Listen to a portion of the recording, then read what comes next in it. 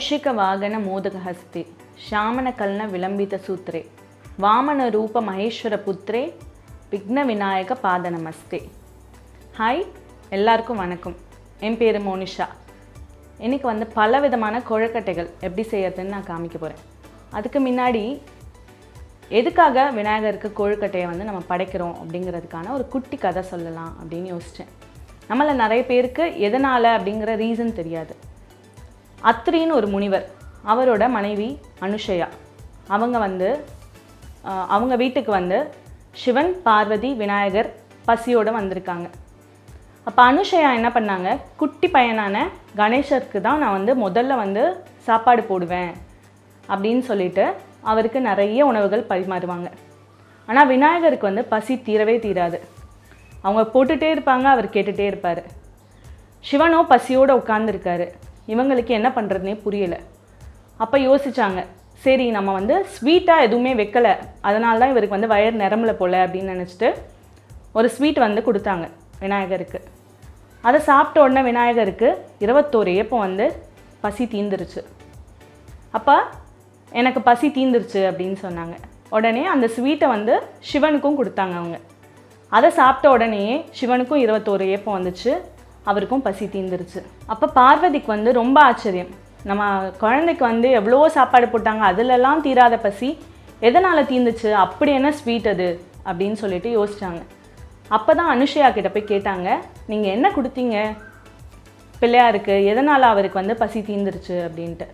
அப்போ அவங்க சொன்னாங்க, நான் ஒரு மோதகம் கொடுத்தேன், கொழுக்கட்டை கொடுத்தேன் அப்படின்னோடனே பார்வதி அம்மாவுக்கு ஓ, அப்போ என்னோட பிள்ளைக்கு பசி தீரணும்னா கொழுக்கட்டையை கொடுத்தா அவருக்கு பசி தீந்துரும் அப்படின்ட்டு அடிக்கடி செஞ்சு கொடுத்தாங்களாம்.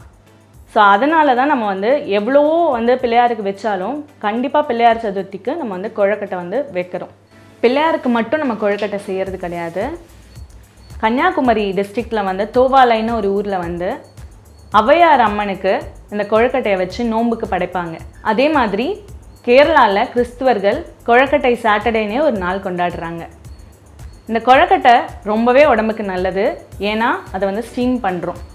இது பண்டிகைக்கு தான் செய்யணும்னு அவசியம் கிடையாது. குழந்தைங்களுக்கு ஸ்நாக்ஸாக ஈவினிங்கில் கொடுத்தா ரொம்பவே ஆரோக்கியமான ஒரு உணவு. விநாயகர் சதுர்த்தியை முன்னிட்டு இன்றைக்கி வகை வகையான கொழுக்கட்டைகள் எப்படி செய்யறதுன்னு நான் காமிக்க போகிறேன்.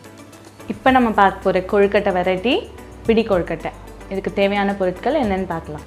1 கப் அரிசி மாவு, எவ்வளோ கப் அரிசி மாவு எடுக்கிறீங்களோ அதை விட கொஞ்சம் கூட தண்ணி வச்சா போதும், 1.25 கப் கிட்ட தண்ணி. வெல்லம் 1/2 கப், தேங்காய் துருவல் துருவினது 3 டேபிள் ஸ்பூன், நெய் 1 டீஸ்பூன், முந்திரி தேவையான அளவு, சும்மா ஒரு டேஸ்ட்டுக்கு தான், ஸோ அதனால் ஒரு 2 டேபிள் ஸ்பூன் எடுத்துக்கிட்டால் போதும். உப்பு தேவையான அளவு, ஏலக்காய் பொடி 1/2 டீஸ்பூன். இப்போ எப்படி பண்ணுறதுன்னு பார்க்கலாம்.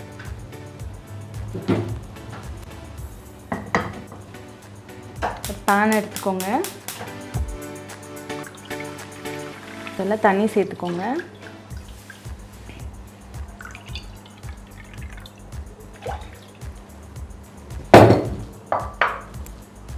அதிலே 1 டீஸ்பூன் நெய்,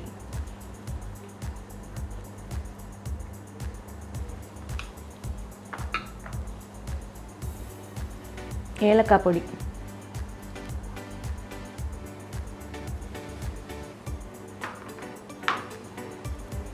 உப்பு ஒரு பிஞ்சு. எந்த ஒரு ஸ்வீட்டுக்குமே உப்பு ஆட் பண்ணோன்னா அதோட ஃப்ளேவர் நல்லா தூக்கி கொடுக்கும். இப்போ இது கூடயே 1/2 கப் அளவுக்கு வெல்லத்தை சேர்த்துக்கலாம். நம்ம வெல்லம் நல்லா கரையட்டும்.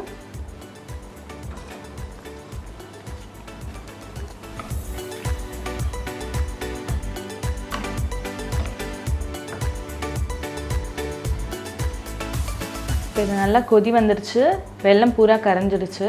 இப்போ மாவை சேர்த்துக்கலாம்.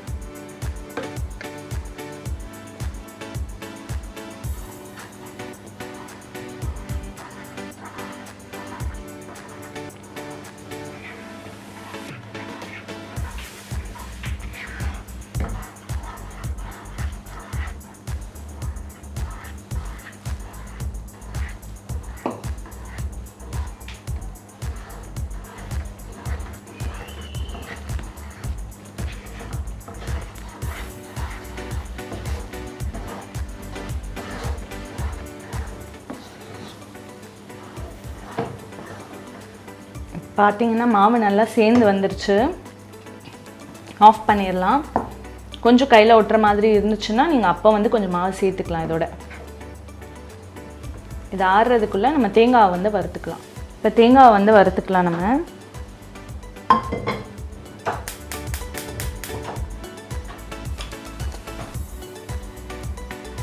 கொஞ்சமாக நெய் சேர்த்துக்கோங்க.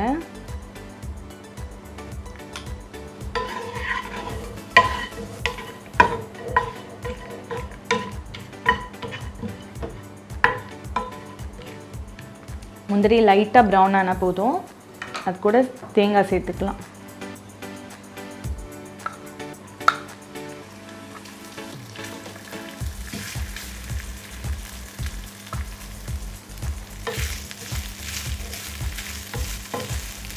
தேங்காய் ஓரளவுக்கு வறுபட்டுருச்சு. வறுக்கும் போது அந்த வாசனை ரொம்ப நல்லா இருக்கும். அதனால் வறுத்து போட்டால் டேஸ்ட்டும் நல்லாயிருக்கும்.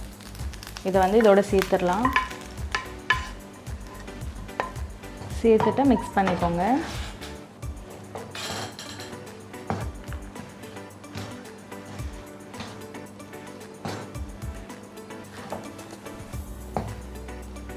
இப்போ இது எல்லாமே சேர்த்தாச்சு, நல்லா கலரி விட்டாச்சு. இப்போ பிடிக்க வேண்டியது தான். இது தனியாக எடுத்து வச்சுட்டு அதுக்குள்ளே நம்ம வந்து இட்லி பாத்திரத்தில் தண்ணி ஊற்றி வச்சுருவோம். இப்போ நம்ம கொழுக்கட்டையை அவிக்கலாம். அதுக்கு முன்னாடி இதை வந்து ஸ்டீமரில் வந்து தண்ணியை ஊற்றி கொதிக்க விட்டுடலாம்.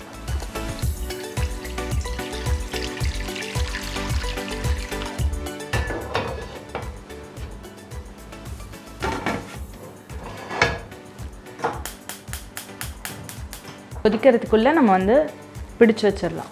இப்போ வந்து நம்ம தட்டில் வந்து லைட்டாக வந்து நெய்யில் எண்ணெய் வச்சு க்ரீஸ் பண்ணிக்கோங்க. எடுக்கும் போது ஒட்டாமல் வர்றதுக்கு தான். ஸோ பிடி கொழுக்கட்டைனாலே சும்மா பிடிச்சு வைக்கிறது தான். ஸோ அவ்வளோதான். இது பிடிச்சு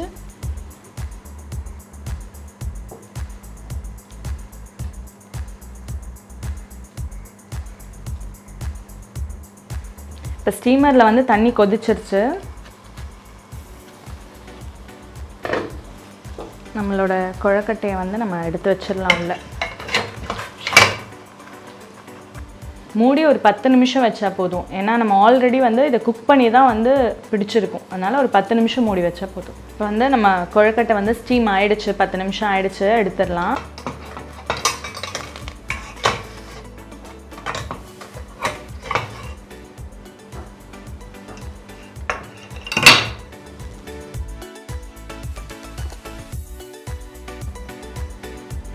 சூப்பர் சாஃப்டாக கொழுக்கட்டை ரெடி ஆகிடுச்சு.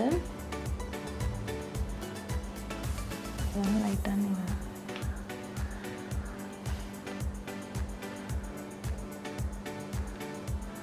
சூப்பரான ஈஸியான சுவையான பிடி கொழுக்கட்டை வந்து ரெடி ஆகிடுச்சு. இதை வந்து நீங்களும் உங்கள் வீட்டில் ட்ரை பண்ணி பாருங்கள். குழந்தைங்களுக்கு ரொம்பவே பிடிக்கும். இப்போ நம்ம பார்க்க போகிற கொழுக்கட்டை வெரைட்டி ராகி இனிப்பு கொழுக்கட்டை. எப்படி பண்ணுறதுன்னு பார்க்கலாம். ராகி இனிப்பு கொழுக்கட்டைக்கு தேவையான பொருள் என்னென்னு பார்க்கலாம். ராகி மாவு 1/2 கப்பு, வெல்லம் 1/4 கப்பு, தேங்காய் துருவியது 2 டேபிள் ஸ்பூன், முந்திரி பாதாம் நறுக்கியது 2 டேபிள் ஸ்பூன், ஏலக்காய் ஒரு 1/2 டீஸ்பூன், உப்பு தேவையான அளவு, நெய் 1 டீஸ்பூன், தண்ணி 1/2 கப். முதல்ல ஒரு பேன் எடுத்துக்கலாம். அதில் 1/2 கப் தண்ணி சேர்த்துக்கலாம்.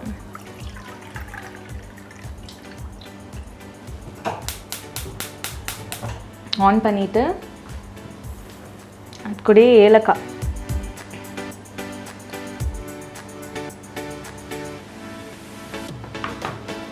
ஒரு சிட்டிகை உப்பு, 1 டீஸ்பூன் நெய், ஒரு 1/4 கப் அளவு வெல்லம். வெல்லம் வந்து நல்லா கரையணும்.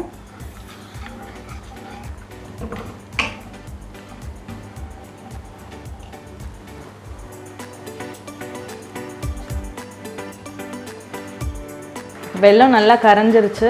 இப்போ மாவு சேர்த்துக்கலாம். மாவு சேர்க்கறதுக்கு முன்னாடி ஸ்லோ பண்ணிக்கோங்க.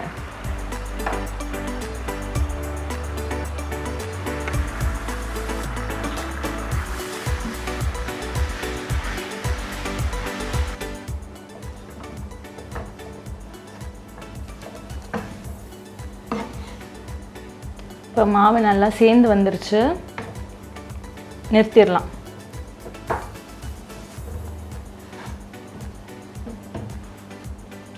இதுக்கு வந்து தேங்காவும் முந்திரி பாதாமையும் வறுத்துக்கலாம். இந்த ஒரு டீஸ்பூன் வந்து நெய் ஆட் பண்ணிக்கோங்க. அரை டீஸ்பூன் ஆட் பண்ணால் கூட போதும். கொஞ்சம் தேங்காய்,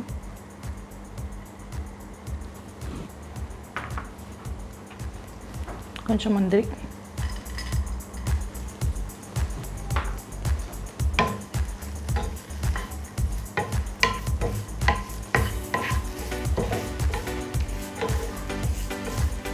இப்போ தேங்காய் நல்லா வறுபட்டுருச்சு, அமர்த்திடலாம்.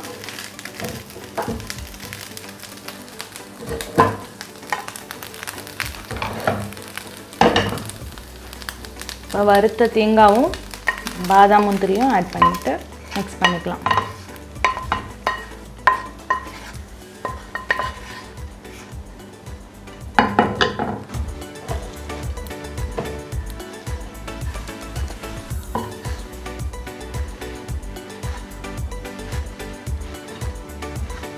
இப்போ நம்ம மாவு வந்து ரெடி ஆகிடுச்சு. இதை நம்ம வந்து கொழுக்கட்டை பிடிக்கிறதுக்குள்ளே நம்ம இட்லி பாத்திரத்தில் தண்ணியை ஊற்றி ஒரு கொதி வர வரைக்கும் விட்டுடலாம். இப்போ நம்ம இட்லி பாத்திரத்தை வச்சு அதுக்குள்ளே தண்ணி சேர்த்துக்கலாம்.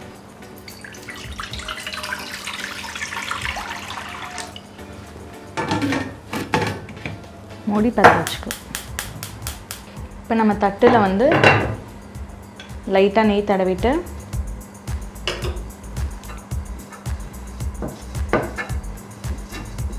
நம்ம கொழுக்கட்டையை பிடிக்கலாம்.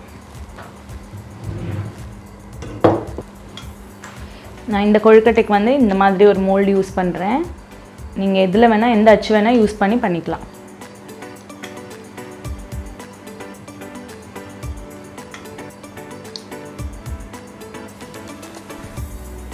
இல்லை லைட்டாக ஓட்டை போட்டுக்கிட்டு கொஞ்சமாக நட்ஸ் ஃபில் பண்ணிக்கிறேன்.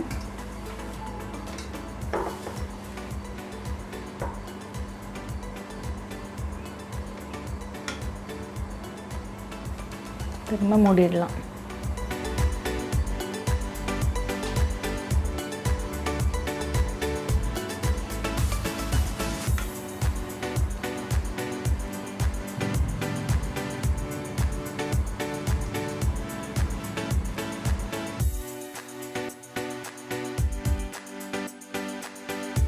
இப்போ இதை வந்து ஸ்டீமருக்குள்ளே எடுத்து வச்சிடலாம்.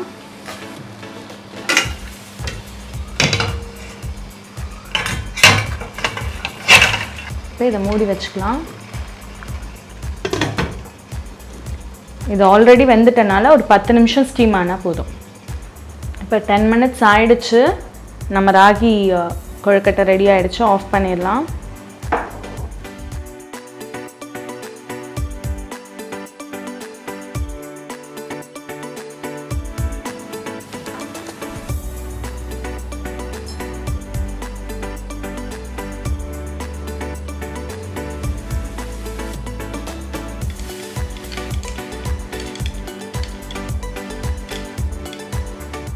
ரொம்ப டேஸ்டான ஈஸியான ராகி மோதகம் வந்து ரெடி ஆகிடுச்சு. இதில் வந்து நான் நட்ஸ் ஃபில் பண்ணியிருக்கேன். நீங்கள் அதுக்கு பதிலாக வந்து பூரணம் ஃபில்லிங் கூட பண்ணிக்கலாம். ராகி நம்ம வந்து நிறைய யூஸ் பண்ண மாட்டோம் இல்லையா? இந்த மாதிரியெல்லாம் செஞ்சு கொடுத்தா குழந்தைங்க வந்து நல்லா விரும்பி சாப்பிடுவாங்க. கண்டிப்பாக நீங்களும் உங்கள் வீட்டில் ட்ரை பண்ணி பாருங்கள். இப்போ பார்க்க போகிற வெரைட்டி வந்து கேரமல் கொழுக்கட்டை. எப்படி செய்கிறதுன்னு பார்க்கலாம். அதுக்கு முன்னாடி தேவையான பொருட்கள் என்னன்னு சொல்கிறேன். சர்க்கரை 1/2 கப், க்ரீம் ஃப்ரெஷ் க்ரீம் வந்து 1/4 கப், பட்டர் 45 கிராம்ஸ், மாவு கொழுக்கட்டை மாவு ஏற்கனவே செஞ்சு வச்சது 100 கிராம் எடுத்திருக்கேன். இப்போ எப்படி பண்ணுறதுன்னு பார்க்கலாம். ஒரு பேன் எடுத்துக்கோங்க.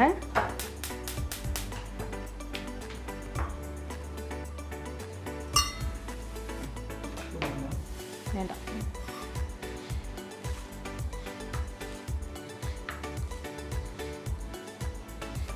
அதில் 1/2 கப் சுகர் ஆட் பண்ணிக்கோங்க. சுகர் வந்து கேரமலைஸ் ஆகணும். ஃபஸ்ட்டு என்ன ஆகும்னா மெல்ட் ஆகிற மாதிரி வரும், திரும்ப சாலிட் ஆகும், திரும்பவும் மெல்ட் ஆகும். அந்த டைமில் பட்டர் அண்ட் க்ரீமை நம்ம ஆட் பண்ணிக்கலாம்.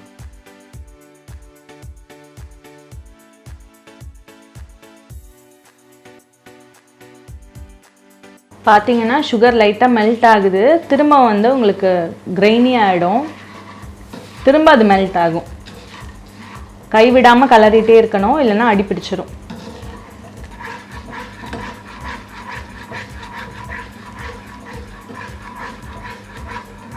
ஸோ இந்த ஸ்டேஜில் வந்து ஃப்ளேமை நல்லா ஸ்லோ பண்ணிக்கோங்க, ஏன்னா பட்டரை ஆட் பண்ண போகிறோம். சுகர் வந்து கம்ப்ளீட்டாக மெல்ட் ஆகிடுச்சு. இப்போ பட்டரை சேர்த்துக்கலாம்.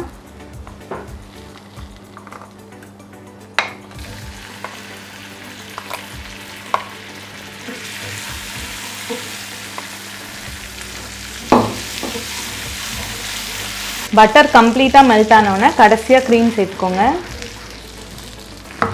இது வந்து உடனே செய்யணும், இல்லைன்னா கெட்டியாயிரும்.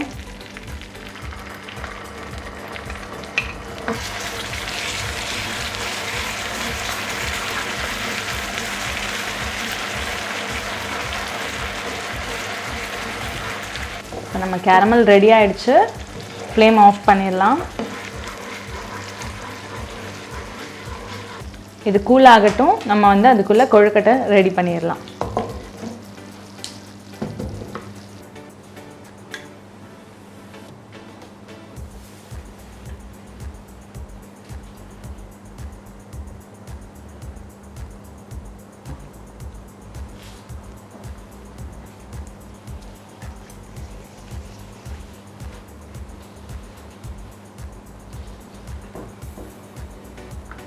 இப்போ ஷேப் பண்ணி வச்சுருக்க கொழுக்கட்டையை வேக வைக்கலாம்.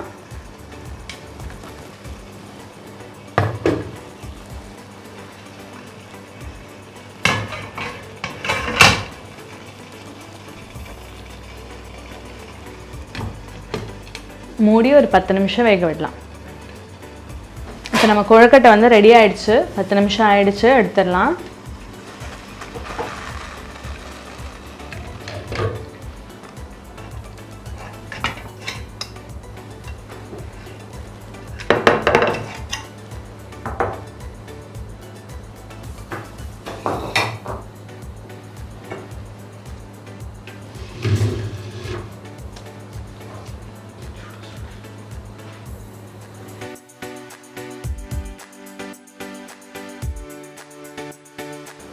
நம்ம ப்ரிப்பேர் பண்ணி வச்ச கேரமலை இது மேலே ஊற்றிக்கலாம்.